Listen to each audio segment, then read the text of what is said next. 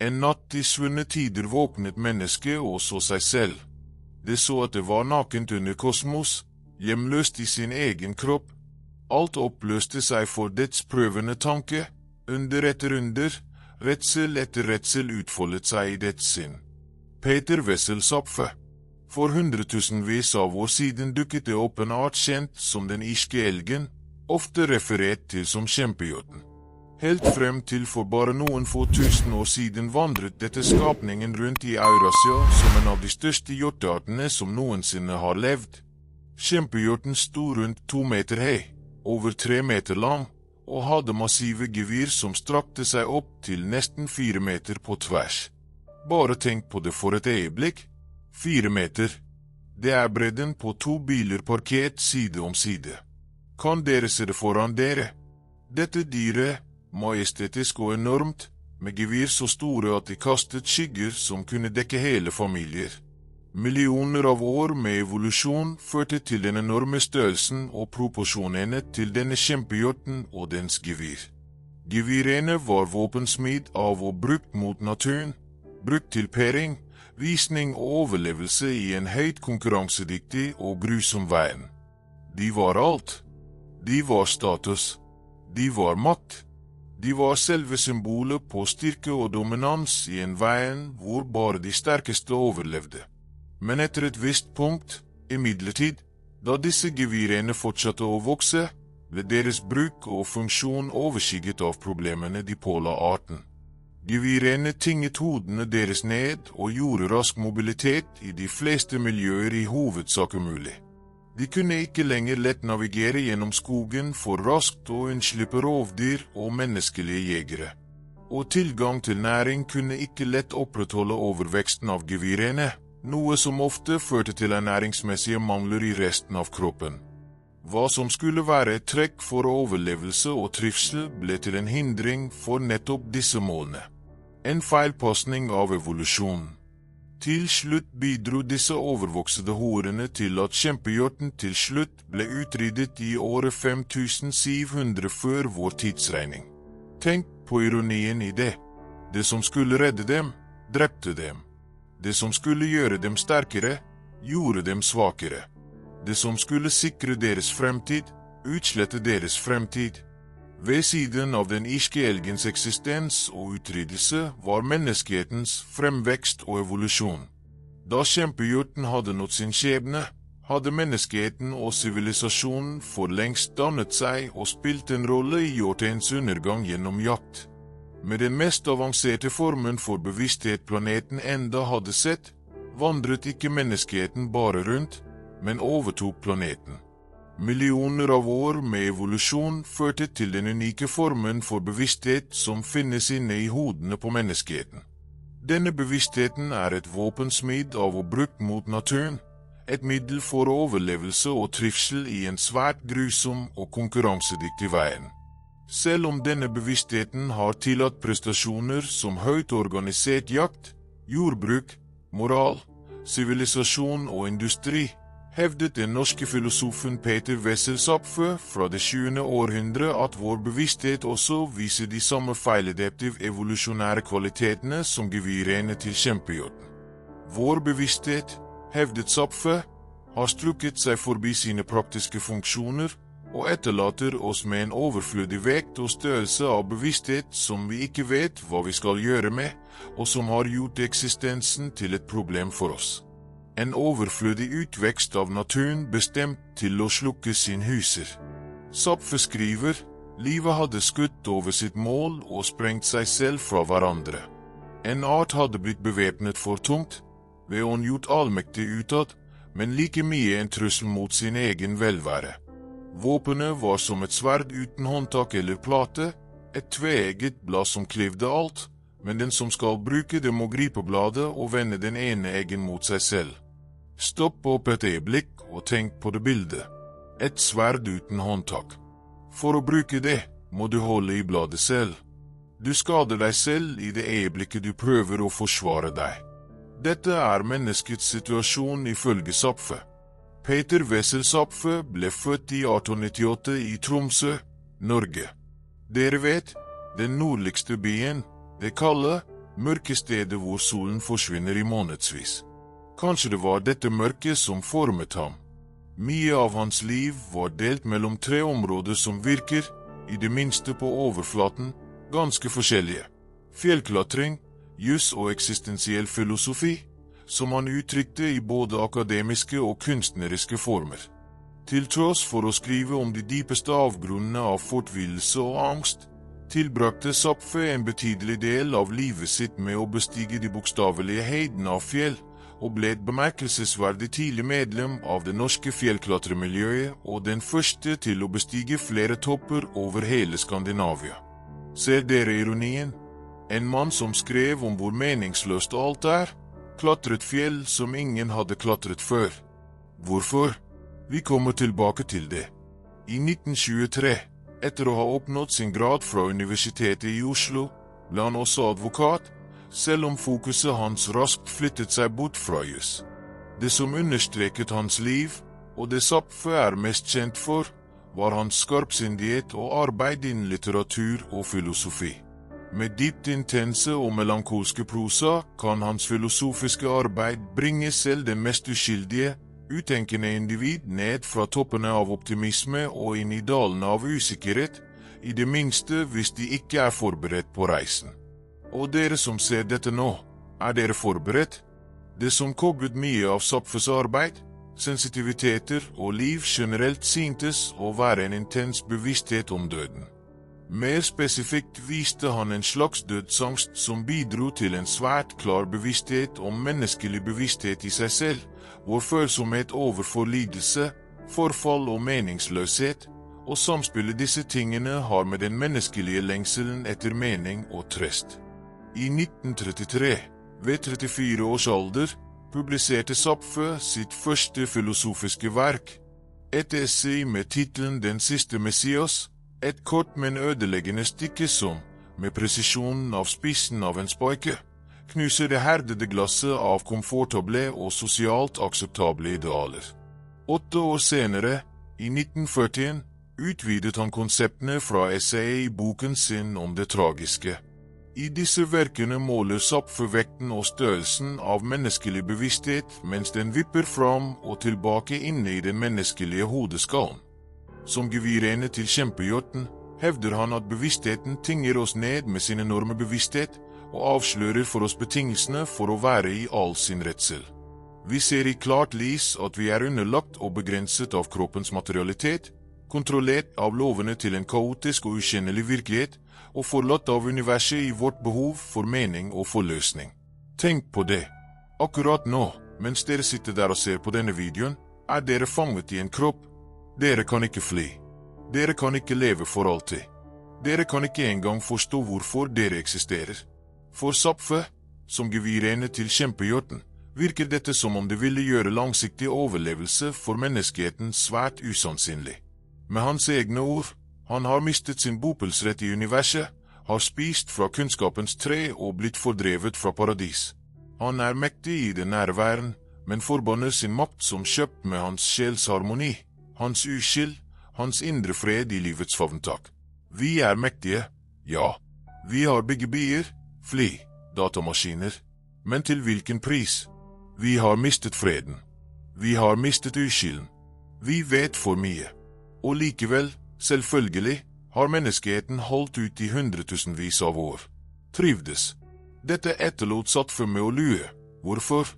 Hvorfor har menneskeheten holdt ut sin tilsynelatende meningsløse, skremmende og absurde tilstand med slik glød? Og kanskje mer nøyaktig, hvordan? I møte med ingen klare, definitive hvorfor, hvordan fortsetter menneskeheten å håndtere slik klar bevissthet om den iboende tragedien i dens eksistens? Dere lurer kanskje på det samme. Hvordan går dere gjennom dagen når dere vet at ingenting egentlig betyr noe? Hvordan står dere opp om morgenen når dere vet at dere til slutt skal dø? Zapffe hadde et svar.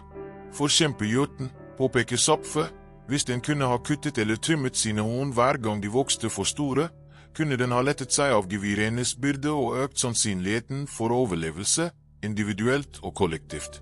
Men selvfølgelig kunne de ikke gjøre dette. De var gjort.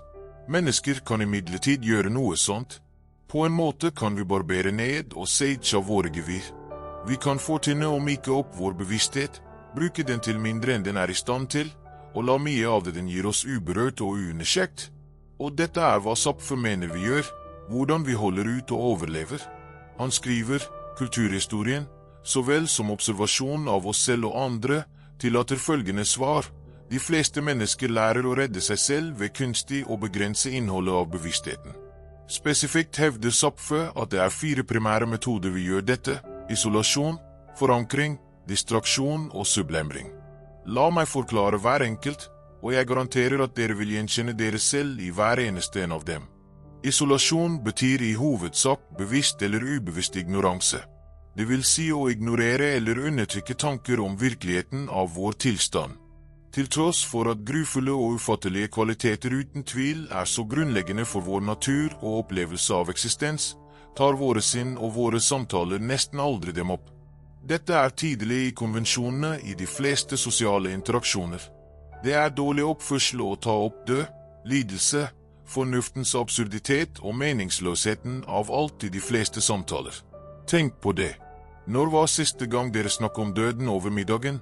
Aldri, sant? Det er uhøflig. Det er trist. Det er ukomfortabelt. Og så ved ikke å snakke om disse eksistensielle sakene, og enda bedre, ikke tenke på dem, opererer vi i hovedsak på samme måte som vi ville gjort overfor et lite barn, men overfor oss selv. Det vil si at vi selvbeskytter. Vi bytter TV-kanalen til tegnefilmer, vi svarer på vanskelige spørsmål med enkle svar, og vi benekter den grufulle og komplekse sannheten om ting, og tror at alt kommer til å bli ok. Her i Norge har vi faktisk en kulturell styrke i denne mekanismen. Vi er ikke så opptatt av å dele alt med alle hele tiden. Vi har en tendens til å holde ting for oss selv, og selvhjelpseksperter kritiserer ofte nordmenn for å være lukket og emosjonelt utilgjengelig. Men kanskje er det ikke alltid en svakhet.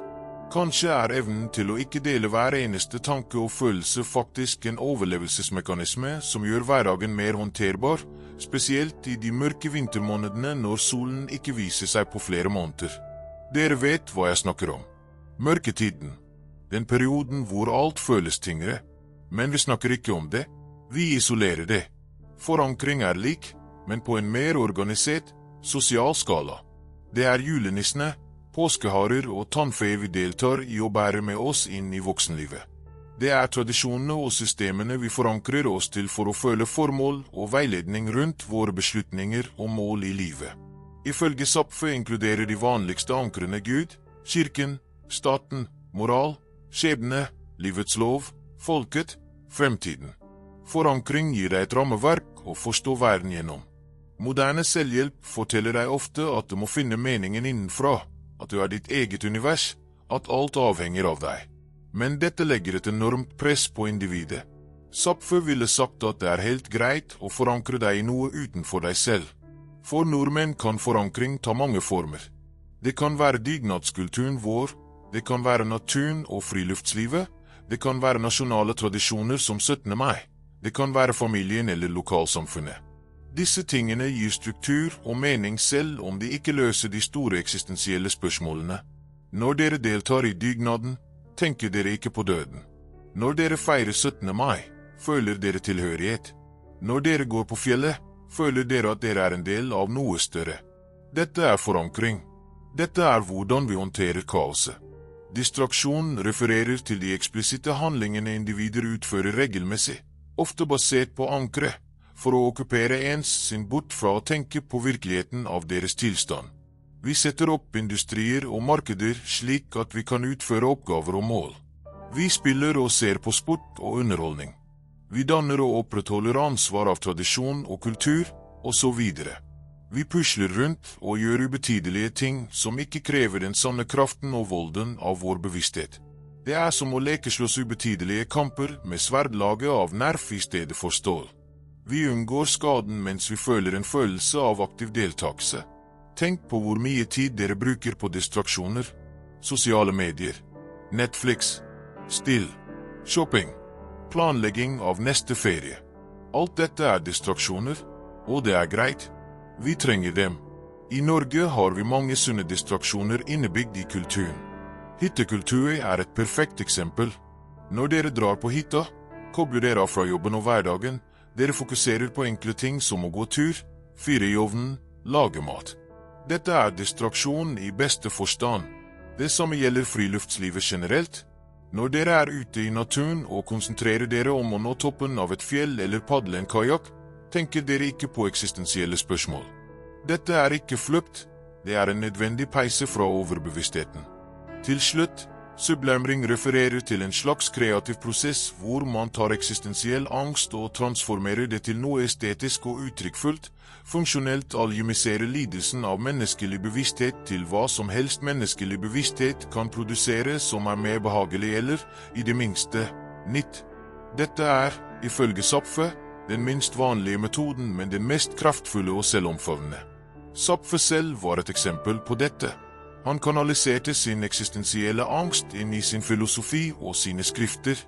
For nordmenn er sublimering noe vi har lange tradisjoner for. Tenk på alle de norske kunstnerne, forfatterne, musikerne som har skapt verk som utforsker mørke og eksistensielle temaer. Fra Edvard Munch til Knut Hamsun til moderne musikere som bruker kunsten sin til å prosessere vanskelige følelser. Dere trenger ikke å være en profesjonell kunstner for å bruke sublimering. Det kan være så enkelt som å skrive dagbok, drive med håndarbeid, spille et instrument, eller til og med lage mat med omhu og kreativitet. Poenget er å ta den eksistensielle energien og gjøre noe konstruktivt med den i stedet for å la den knuse dere eller late som den ikke eksisterer. Problemet med alle disse forsvarsmekanismene, for Zapffe, inkludert sublimering, er at de er midlertidige og selvdestruktive. De krever konstant vedlikehold og konstant benektelse av det som gjør et menneske menneske. De løser ikke eller møter meningsfylt rotårsaken, naturen av menneskelig bevissthet. I stedet avviser de den. På samme måte som hvis kjempehjorten konstant trimmet sine horn, ville den bare selv lemleste seg selv. Alt det måtte være noe annet enn det den er, ser Zapffe forsvarsmekanismene til menneskeheten som den samme typen selvforlektelse og lemlestelse. Vi oppnår overlevelse og fortsettelse som en art, men vi mister oss selv som mennesker i full form. Å være virkelig hel i vår bevissthet, ifølge Zapffe, ville bety å se og vite virkeligheten av vår tilstand i all dens redsel og inkongruenser. Dette ville imidlertid tilsvare en slags uunngåelig utslettelse av arten, da vi ville bestemme at det ikke lenger er fornuftig å reprodusere. Her finner vi et dilemma ved grunnlaget av menneskelig eksistens. Vi besitter både ønsket om å fortsette som en art så vel som ønsket om ultimat trøst og formål. Trøst og formål kan imidlertid aldri oppnås gjennom fortsettelse, fordi de egentlig ikke kan oppnås i det hele tatt. Fortsettelse krever vedvarende, blind strid mot disse tingene vi aldri kan oppnå.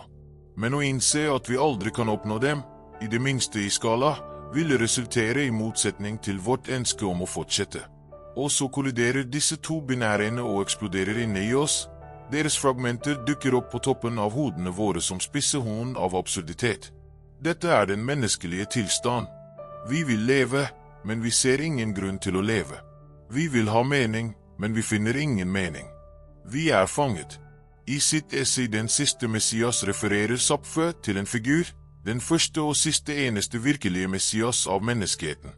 Han påberoper seg denne figuren som en legemliggjøring av sin filosofi. Et individ som vil vise menneskeheten at dens eksistens ikke har noen forløsning eller høyere mening, bare byrdene av dens bevissthet.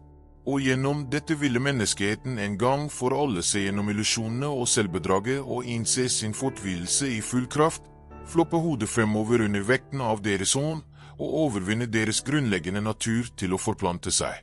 En slutt på menneskeheten. Her ser Zapffe ut til å antyde, om en med ironisk rammeverk, at menneskehetens alternativer er enten selvbedrag eller selvutslettelse. Men kanskje er det et annet alternativ, hvis ikke mange. Kanskje i stedet for opphøret av arten kan vi jobbe for å løse vårt dilemma gjennom opphøret av vår avhengighet av løsninger, behovet for trøst og formål. Kanskje gjennom en langsom og tålmodig slags eksponeringsbehandling av vår bevissthet til vår bevissthet, kan vi danne en likegyldighet om det, en velkommende omfavnelse av vår tilstand i full form. Opphøret av den menneskelige art, som Zapffe antyder en overvinnelse av den biologiske imperativ av reproduksjon. Hvis vi kunne overvinne det, kunne vi ikke også, i stedet, overvinne vårt behov for formål og forløsning, og fortsatt overleve og trives. Kanskje kan vi finne vår vei ikke gjennom retning, men gjennom omfavnelsen av målløshet, gjennom å rydde krattet av ønske, av formål, av hybris, av sikkerhet. Hver sti i skogen er laget gjennom rydding, ikke samling. Selv om det virker som Zapffe, på et filosofisk nivå, sannsynligvis ville tro at dette ikke er en sannsynlig løsning for menneskeheten, antyder kanskje hans liv noe annet. I Zapffes liv klatret han fjell ennå uklatret og skapte ideer ennå utenkt. Han skrev litterære verk som diskuterte konsepter som selv tjente som en slags transcendent sublimering, en overvinnelse av de spesifikke betingelsene han skrev om mens han ikke benektet noen sannhet om dem. Og dette er kanskje den perfekte legemliggjørelsen av både absurditeten og evnen til menneskeheten. Som en art har vi og vil sikkert fortsette å gjøre det samme, og nå nye topper og nye ideer, og møte opp til virkeligheten, og langsomt men sikkert transcendere og transformere. Men vi vil bare gjøre dette så lenge vi fortsetter, individuelt og kollektivt. Hvis vi fortsetter fremover, kan vi overleve. Og hvis vi kan overleve, kan vi utvikle oss. Og hvis vi kan utvikle oss, kan vi forbedre og bedre holde ut. Vi kan bedre bære vekten på toppen av nakken når nakken vår blir sterkere, våre siktlinjer stiger, og landskapet av verden åpner seg. Tenk på det jeg har fortalt dere i dag. Tenk på gevirene. Tenk på bevisstheten. Tenk på de 4 forsvarsmekanismene dere bruker hver eneste dag uten å vite det. Isolasjon når dere ikke snakker om døden. Forankring når dere deltar i tradisjoner. Distraksjon når dere scroller gjennom telefonen. Sublimering når dere skaper noe. Dette er ikke svakhet. Dette er hvordan vi overlever. Men Zapffe ville spurt, er det nok bare å overleve? Eller skal vi prøve å leve med åpne øyne? Jeg vet ikke svaret. Men jeg vet at Zapffe, denne norske filosofen fra Tromsø, denne fjellklatreren som så inn i avgrunn og skrev om det han så, har noe viktig å fortelle oss. Noe vi trenger å høre, spesielt nå, spesielt her i Norge hvor vi har alt materielt, men ofte føler oss tomme. Hvis denne videoen fikk dere til å tenke, hvis den utfordret dere, hvis den gjorde dere ukomfortable, da har den gjort jobben sin. Zapffes filosofi er ikke komfortabel. Den er ikke lett, men den er ærlig. Og kanskje er det ærlighet vi trenger mer enn trøst. Abonner på kanalen hvis dere vil ha mer slikt innhold. Klikk på de andre videoene om Zapffe for å gå dypere inn i hans tanker om naturen, om sublimering, om hvordan vi kan leve med bevisstheten vår uten å bli knust av den. Del denne videoen med noen som trenger å høre dette. Og husk, dere er ikke alene i å føle at noe er galt. Kanskje er det ikke noe galt med dere. Kanskje er det bare det å være menneske. Takk for at dere så, og vi ses i neste video.